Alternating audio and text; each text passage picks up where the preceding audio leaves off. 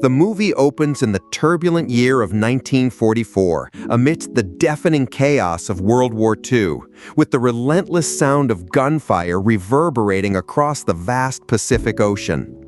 In this perilous setting, we encounter a resilient American Marine captain named Ellis leading his unit through the treacherous waters.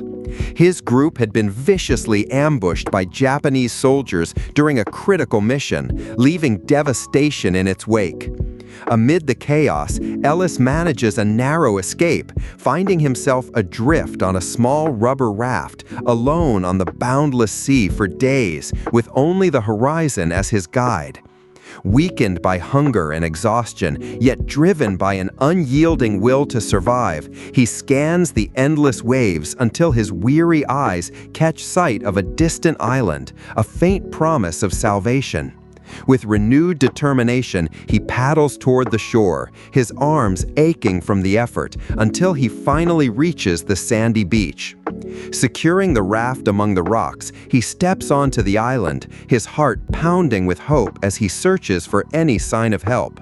The landscape unfolds before him, lush with towering trees, vibrant plants, and rugged stone formations, but devoid of human presence, amplifying his sense of isolation. As Ellis ventures deeper into the island's interior, his gaze falls upon a modest church nestled among the greenery, its weathered facade a beacon of hope. Approaching cautiously, he notices a Catholic nun, Angela, emerging from the shadowed doorway, her presence startling in this desolate place. Angela, caught off guard by the sight of a stranger, freezes, her eyes wide with apprehension. Ellis, sensing her fear, raises his hands in a gesture of peace and speaks softly. "Please, don't be afraid. I'm an American Marine. You're safe with me." His calm demeanor eases her tension, and he asks how many others inhabit the island. Angela, her voice steady but quiet, replies, "I am here alone." Ellis, skeptical of her solitary existence in such a remote location, struggles to accept her words.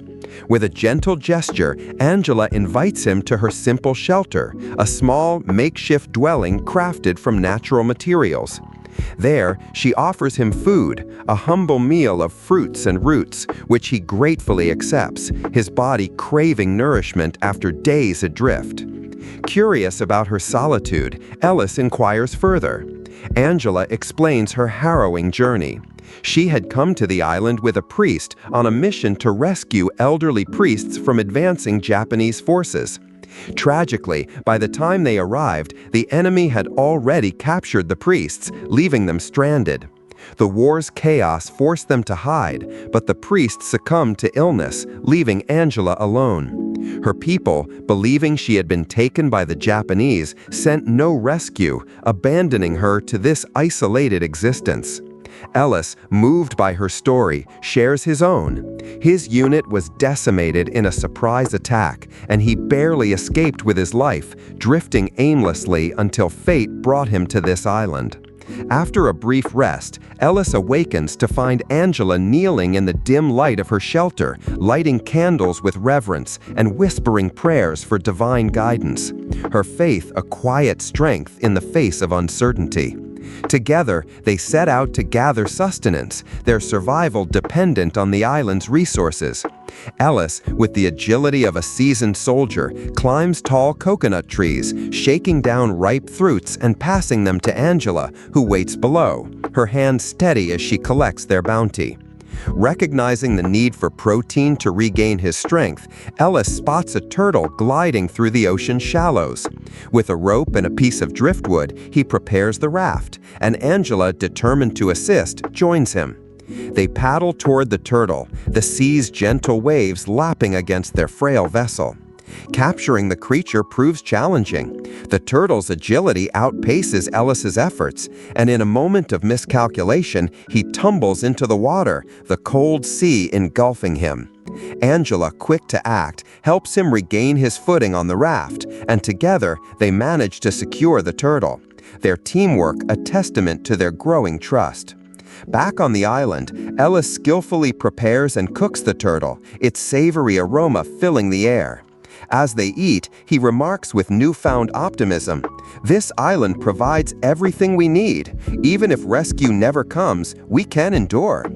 Angela, curious about his past, asks about his family. Ellis reveals he is an orphan, raised in an orphanage until age 14, where he faced hardship and Angela, in turn, shares her own story. An orphan like Ellis, she embraced the life of a nun, finding solace and joy in her unwavering faith, which inspires her to guide others toward hope. Despite their differing perspectives, Angela's serene spirituality contrasting with Ellis's hardened pragmatism, they forge a deep connection, their shared vulnerability bridging their worlds. The next morning, the roar of Japanese fighter planes overhead shatters their fragile peace. Ellis, instincts honed by combat, pulls Angela into the underbrush, warning that being spotted could mean death. He suggests they retreat to a cave he had noticed earlier, its shadowed entrance hidden among the rocks. Angela nods, trusting his judgment, and they spend the day concealed within its damp walls, the sound of their breathing mingling with the distant hum of war. At dawn, deafening explosions rock the island. Ellis peers out cautiously, witnessing Japanese planes bombing the landscape, leaving trails of smoke and destruction. Angela, trembling with fear, clutches her rosary and prays fervently, her lips moving in silent supplication. Ellis, moved by her distress, offers words of comfort, his hand resting gently on her shoulder. When the planes depart, they emerge to find their shelter and the church reduced to rubble, the island scarred by the assault. A Japanese squad arrives, establishing a weather station and destroying Ellis's raft, cutting off any chance of escape. Forced back into the cave, they watch as soldiers patrol nearby. Ellis, ever vigilant, grips a knife, ready to defend Angela, but the soldiers pass without discovering their hiding place. Angela, desperate and hungry, suggests surrendering, believing the Japanese might spare a nun, giving Ellis a chance to flee. She notes their food is nearly gone. Ellis, protective and resolute, refuses, saying, "We can't take that chance. They could do anything to you. We stay hidden." That evening, under the cover of darkness, Ellis sneaks out, observing the Japanese camps from a safe distance.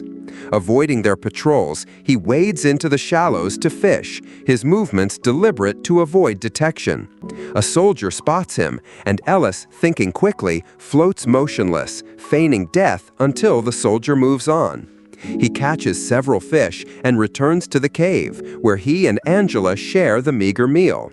Ellis eats the raw fish readily, but Angela, who gave up fish upon becoming a nun, struggles to swallow it, her stomach rebelling. Unable to keep it down, she vomits and retires to sleep, her body weakened by hunger. Later, as Angela rests, Ellis ventures out again, darkening his face with soot to blend into the night. He infiltrates the Japanese camp, silently gathering food into a bag, canned goods and rice that could sustain them. A soldier approaches, forcing Ellis to hide behind crates, his heart pounding as he holds his breath. Trapped, he remains there through the night, unable to escape until dawn, when the soldiers are distracted by training drills. Seizing the moment, Ellis slips away with the food, hiding in the jungle until it's safe to return. Meanwhile, Angela awakens to find him gone, her heart seizing with panic as she fears he's been captured or killed. Tears stream down her face as she prays for his safety. When Ellis returns unharmed, Angela's relief is palpable, but her fear turns to anger. "You left without a word," she says, her voice trembling. "I thought you were dead." Ellis, remorseful, promises never to leave without telling her again. The next day, seeking to lift her spirits, Ellis presents Angela with a vibrant flower and a small wooden comb he crafted, gestures that bring a smile to her face. Curious about her future, he asks if she'd ever consider leaving her nun's life for a secular one. Angela reveals she hasn't taken her final vows, as nuns are given 5 years to make a definitive choice, and she remains uncertain about her path. Ellis, his affection for her growing, hopes she might reconsider her commitment. Their moment of connection is interrupted by noises. The Japanese soldiers are packing up, abandoning the island. Overjoyed, Ellis and Angela discover the supplies left behind, alleviating their food shortage. In this moment of reprieve, Ellis opens up, sharing the loneliness of his childhood and the struggles he faced. With vulnerability, he confesses, "I've fallen in love with you. After the war, please think about leaving your vows and marrying me." Angela, stunned, explains her devotion to God, unable to betray her faith for a romantic life. Ellis, though hurt, respects her choice, saying, "I'm sorry if my words upset you. Please forgive me." That night, while sharing a meal, Ellis discovers a bottle of Japanese sake among the supplies. Drinking heavily, he becomes intoxicated and, in a lapse of judgment, dismisses Angela's vows as meaningless, comparing their isolation to Adam and Eve in a primal Eden. Deeply hurt, Angela flees into the jungle, the rain soaking her as she collapses, falling asleep in the cold. Ellis, sobering, searches frantically but cannot find her in the dark. At dawn, he discovers her unconscious, her body chilled from exposure. He carries her toward the abandoned camp, but notices the Japanese have returned, forcing him to retreat to the cave. Angela's condition deteriorates, her breathing shallow. Risking everything, Ellis sneaks into the Japanese camp, stealing blankets and medicine. A soldier spots him, and in a desperate act, Ellis kills the man with his knife, hiding the body to avoid detection. Back at the cave, he changes Angela's wet clothes to keep her warm, administers the medicine, and, for the first time, prays for her recovery, his skepticism giving way to hope. When Angela regains consciousness, she asks who changed her clothes. Ellis explains it was necessary to save her life and apologizes for his drunken words. She forgives him, their bond deepened by mutual understanding. Suddenly, explosions erupt outside. The Japanese, having found their soldier's body, are bombing the island, hunting for Ellis. Soldiers approach the cave, shouting, "Come out, or we'll throw a grenade." Faced with surrender or death, Angela prays, believing their end is near. At that moment, louder explosions resound. American Navy planes are attacking the Japanese forces. Stepping outside, Ellis and Angela witness the assault, their hearts lifted by the sight of American planes. Ellis notes the Japanese have positioned 4 cannons, making an American landing dangerous. He tells Angela, "I must disable those cannons to save my comrades, as God would wish." Angela, though fearful, agrees. Dodging bombs, Ellis navigates the battlefield, where most Japanese soldiers lie dead. Injured by shrapnel, he presses on, disabling each cannon with precision, his actions saving countless American lives. Angela, emerging from the cave, finds him wounded and tends to his injuries with care. Ellis, weakened, says, "Our paths diverge now. We may never meet again." Angela, her voice soft, replies, "Though I cannot be with you, you'll always remain in my heart." The American Navy lands, raising its flag in victory. The Navy captain, astonished to see Ellis alive, had presumed him lost. Medics place Ellis on a stretcher, and Angela follows, her presence a quiet farewell. Ellis never pressures Angela about his feelings, honoring her choice to pursue her nun's life. Angela, in turn, cherishes their connection. The story illustrates that true love transcends physical togetherness, existing in the heart despite separation. Thank you for watching. Please subscribe.